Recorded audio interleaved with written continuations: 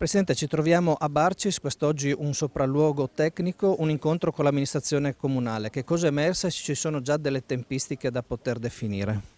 Stiamo parlando di un intervento che questa zona aspetta da oltre 30 anni. Abbiamo un problema legato allo sghiaiamento delle aste dei fiumi, abbiamo un problema legato ovviamente alle acque del lago e c'è un problema anche qui importante rispetto alla tenuta di tutto il sistema. Quindi il primo intervento che abbiamo fatto, tra l'altro estremamente tempestivo, per alzare il ponte sul Varma, ha prodotto i suoi primi effetti positivi, quindi non ci sono state interruzioni della viabilità neppure quando ha piovuto e anche molto. Adesso dobbiamo fare l'intervento sulla strada destra lago che ci permetta di poterla utilizzare poi dopo per lo sghiaiamento e, fatto lo sghiaiamento, poter intervenire anche per quanto riguarda le problematiche del lago. Ripeto, sono questioni aperte da oltre 30 anni, finalmente abbiamo in vista una soluzione, stiamo lavorando alla revisione del progetto originario.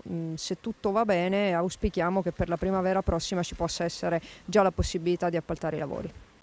Assessore Panontin, sotto il profilo tecnico quali saranno i lavori da fare e quali le tempistiche e se c'è qualcosa che avverrà già nell'immediata urgenza per lo sgaiamento del lago? Sì, comincio dalla fine. Io questa mattina proprio ho firmato un decreto che autorizza un ulteriore sgaiamento di circa 60.000 metri cubi della zona del sovralluvionamento del torrente Cellina nel tratto che va dal lago alla confluenza con il Varma. Un ulteriore sgaiamento emergenziale a cui farà seguito l'incarico formale che adesso possiamo fare al professionista per adeguare un progetto che già c'era relativo alla realizzazione di un ponte in corrispondenza qui del Ponte Antoi dove ci troviamo e che consentirà di bypassare il passaggio a senso unico sulla diga e sulla galleria e permettere il transito di mezzi pesanti. In prospettiva quindi a breve, entro ottobre circa, avremo il progetto adeguato.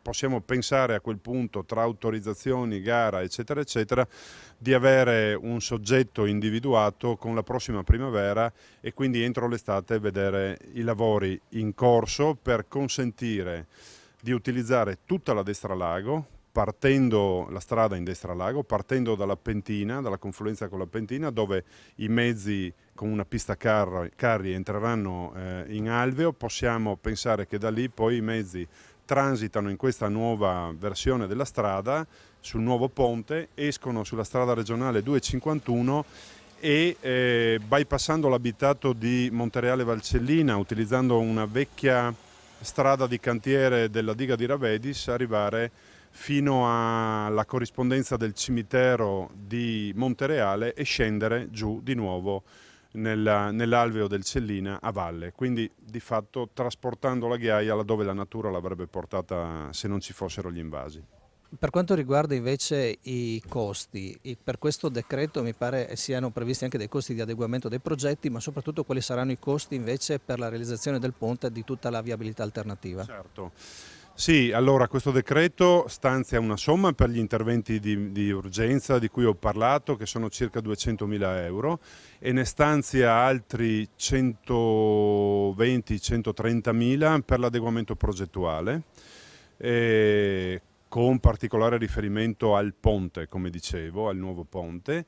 Il complesso l'intervento complessivo, scusate, strada, ponte, pista carri eccetera eccetera, assomma circa 4 milioni di euro. Sono risorse che noi abbiamo accantonato in protezione civile già da diversi mesi, dall'anno scorso, e che erano destinate a questa finalità e coprono l'intervento nella sua interezza. Ecco, è ovvio che un lavoro di questa complessità è un lavoro che va seguito coralmente dalle varie direzioni, quindi i vari assessori che oggi sono qui, la collega Santoro per la parte infrastrutture e la collega Vito per la parte ambiente e idraulica, sono a testimoniare il fatto che un intervento appunto complesso necessita di un intervento concertativo tra i vari assessorati che appunto oggi abbiamo voluto testimoniare con la presenza di tutti insieme alla Presidente e che